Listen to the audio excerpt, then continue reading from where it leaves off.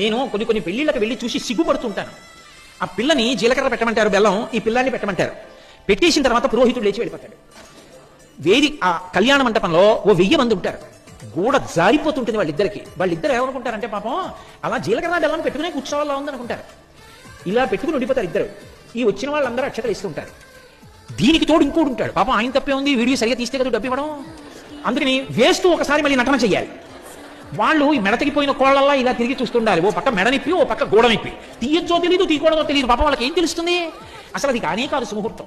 జీలకర్ర బెల్లం పెట్టుకోమని లేదు సుముహూర్తానికి. ఒకరి కన్నులలోకి ఒకరు చూసుకున్నది సుముహూర్తం. ఏమయ్యా సుబ్రహ్మణ్యం, ఏదా మంత్రం చెప్పసారి. అఘోర చక్షు అనుందా లేదా మంత్రం? నేను ఈమె కన్నులలోకి ఎప్పుడు చూస్తున్నానో అది శుభముహూర్తం.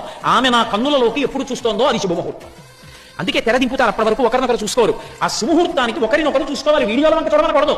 వాళ్ళని ఒకళ్ళ కళ్ళల్లోకి ఒకళ్ళు చూసుకుని వృద్ధాప్యం రాకుండా ఆనుకూల్యత కొరకు జీలకర్ర బెల్లం పెట్టుకుంటారు ఒకళ్ళ తల మీద ఒకళ్ళు. అది పెట్టుకున్న తర్వాత చేసి ఇచ్చు.